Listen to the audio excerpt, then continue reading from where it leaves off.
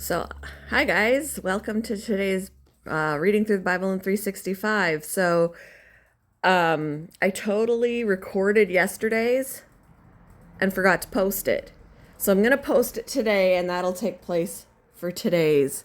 Sorry about that, guys. I was like, why? I started to read it and I'm like, I read this. And I'm like, I know I read this. So I looked back in my recordings, and sure enough, there it was. I had not posted it after I recorded it. I got busy or some such nonsense. So I am just going to tag that video onto this, and that will be today's reading, and we'll just be a day behind, another day behind. So that's what we're going to do. Hello, everybody, and welcome to today's reading through the Bible in 365. I believe we're on day 29. I'm not positive. I've lost track. I only checked to see what the day is so that I could actually put it in the description after I've posted it, but whatever. Today we are going to be in 2 Chronicles chapter 10, 11, and 12, and John chapter 11, verses 30 to 57. And I had read a little extra yesterday because I got all caught up in the story. So some of it's going to sound familiar, and that's okay. All right, we'll start with 2 Chronicles chapter 10. Rehoboam went to Shechem, where all Israel had gathered to make him king. When Jeroboam, son of Nebat, heard of this, he returned from Egypt, for he had fled to Egypt to escape the king. Wow, I can't read. Let's move back. Verse 2. When Jeroboam, son of Nebat, heard of this, he returned from Egypt, for he had fled to Egypt to escape from King Solomon. The leaders of Israel summoned him, and Jeroboam and all Israel went to speak with Rehoboam. Your father was a hard master, they said. Lighten the harsh labor demands and heavy taxes that your father imposed on us. Then we will be your loyal subjects. Rehoboam replied, Come back in 3 days for my answer. So the people went away. Then King Rehoboam discussed the matter with the older men who had counseled his father Solomon. What is your advice? He asked. How should I answer these people? The older counselors replied, If you are good to these people and do your best to please them and give them a favorable answer, they will always be your loyal subjects.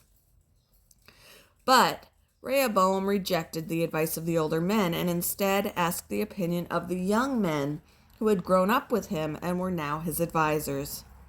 What is your advice? He asked them. How should I answer these people who want me to lighten the burdens imposed by my father? The young men replied, This is what you should tell those complainers who want a lighter burden. My little finger is thicker than my father's waist. Yes, my father laid heavy burdens on you, but I'm going to make them even heavier. My father beat you with whips, but I will beat you with scorpions. 3 days later, Jeroboam and all the people returned to hear Rehoboam's decision, just as the king had ordered. But Rehoboam spoke harshly to them, for he rejected the advice of the older counselors and followed the counsel of his younger advisors. He told the people, My father laid heavy burdens on you, but I'm going to make them even heavier. My father beat you with whips, but I will beat you with scorpions. So the king paid no attention to the people. This turn of events was the will of God, for it fulfilled the Lord's message to Jeroboam, son of Nebat, through the prophet Ahijah from Shiloh. When all Israel realized that the king had refused to listen to them, they responded, Down with the dynasty of David. We have no interest in the son of Jesse. Back to your homes, O Israel. Look out for your own house, O David. So all the people of Israel returned home. But Rehoboam continued to rule over the Israelites who lived in the towns of Judah. King I had to burp. King Rehoboam sent Adoniram, who was in charge of forced labor to restore order, but the people of Israel stoned him to death. When this news reached King Rehoboam, he quickly jumped into his chariot and fled to Jerusalem. And to this day, the northern tribes of Israel have refused to be ruled by a descendant of David. Chapter 11. When Rehoboam arrived at Jerusalem, he mobilized the men of Judah and Benjamin, 180,000 select troops, to fight against Israel and to restore the kingdom to himself. But the Lord said to Shemaiah,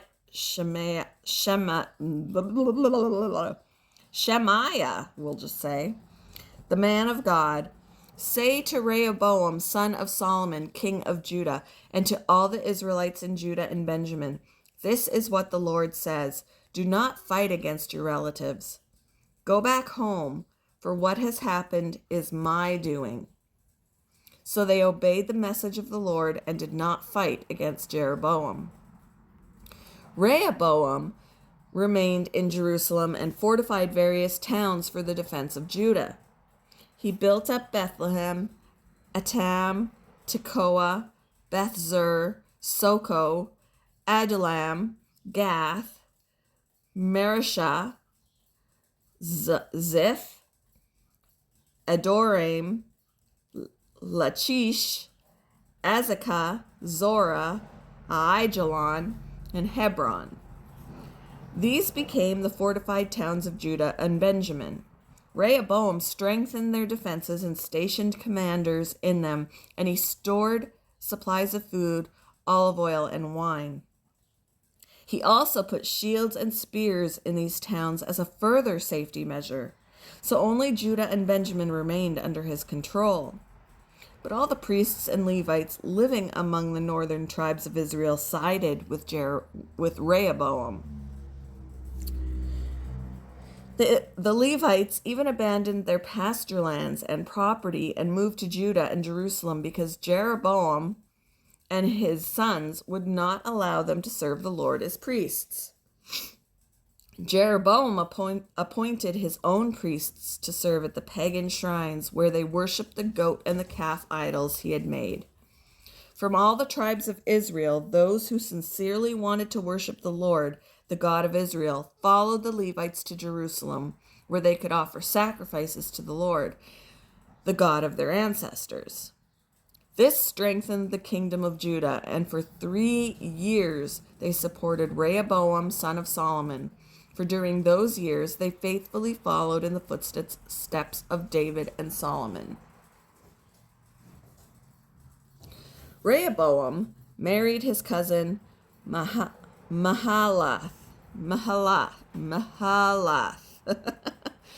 the daughter of David's son Jeremoth, and of Abihail, the daughter of Eliab, son of Jesse.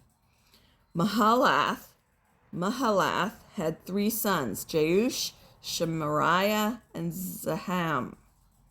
Later, Rehoboam married another cousin, Maacah, the granddaughter of Absalom. Maacah gave birth to Abijah, Ziza, and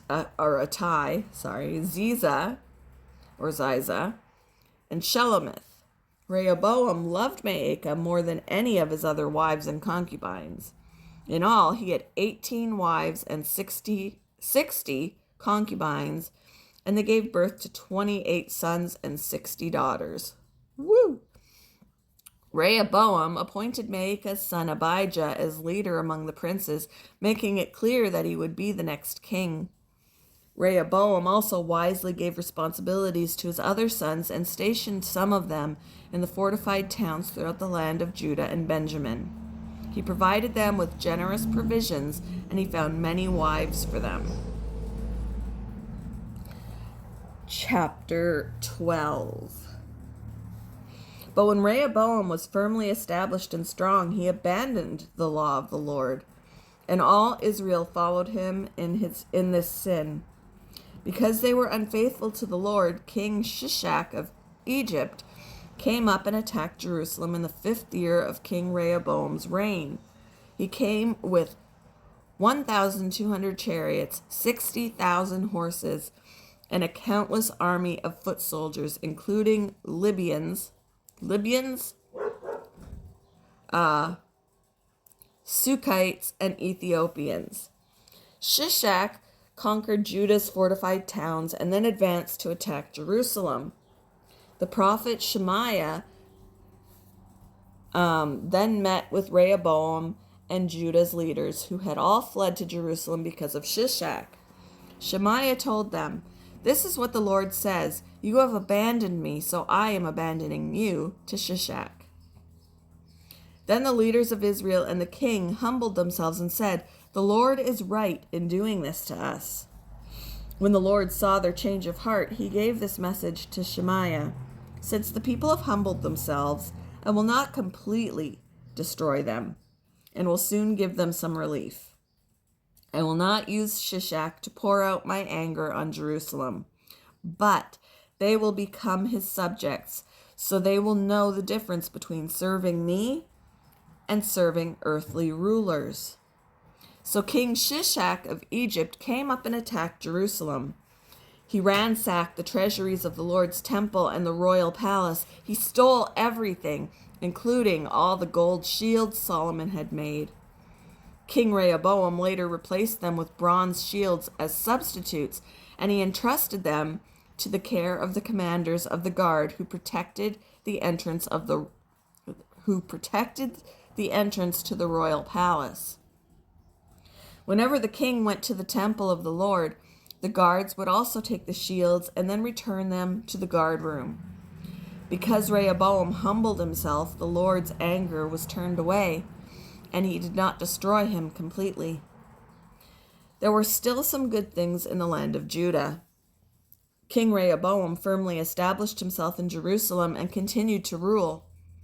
He was 41 years old when he became king, and he reigned 17 years in Jerusalem, the city the Lord had chosen from among all the tribes of Israel as the place to honor his name.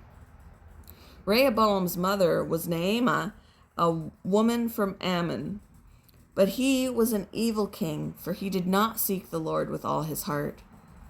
The rest of the events of Rehoboam's reign, from beginning to end, are recorded in the record of Shemaiah the prophet and the record of Iddo the seer, which are part of the genealogical record. Rehoboam and Jeroboam were continually at war with each other. When Rehoboam died, he was buried in the city of David. Then his son Abijah became the next king. All right, John chapter 11, verses 30 to 57.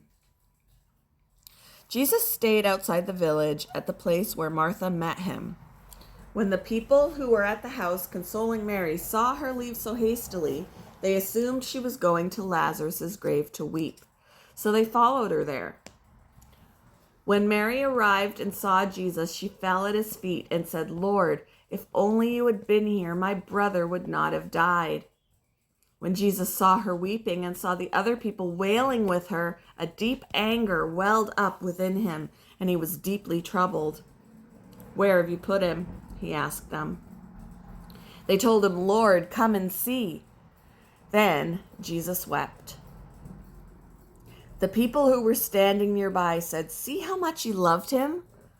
But some said, "This man healed a blind man. Couldn't he have kept Lazarus from dying?"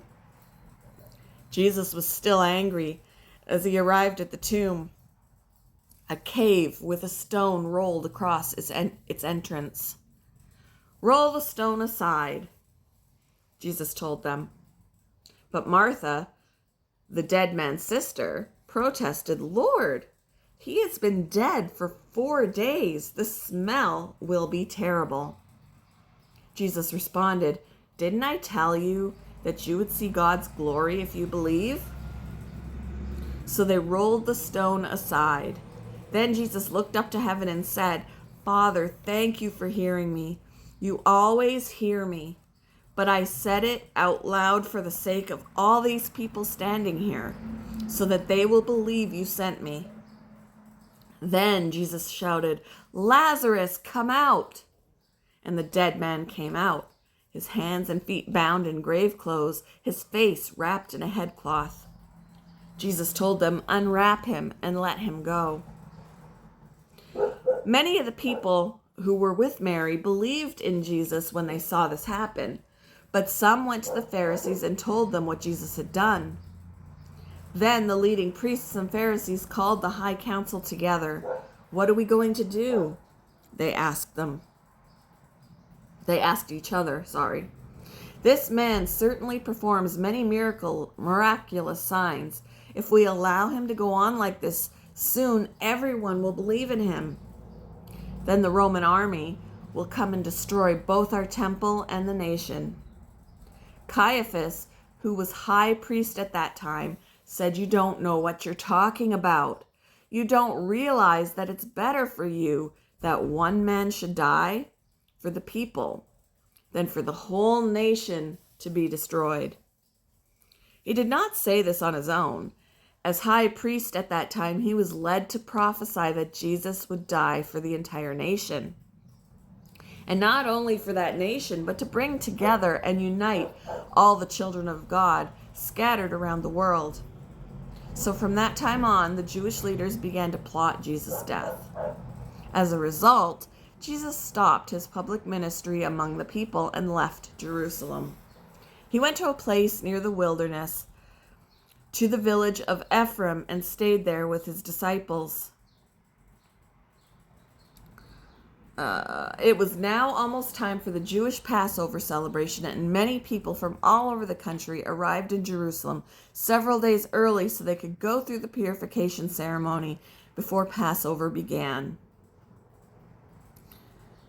They kept looking for Jesus, but as they stood around in the temple, they said to each other, "What do you think? He won't come for Passover, will he?" Meanwhile, the leading priests and Pharisees had publicly ordered that anyone seeing Jesus must report it immediately so they could arrest him. Shh. Thank you for joining me for today's reading through the Bible in 365. I hope you all have a wonderful day, and I will see you in the next one. Bye, guys.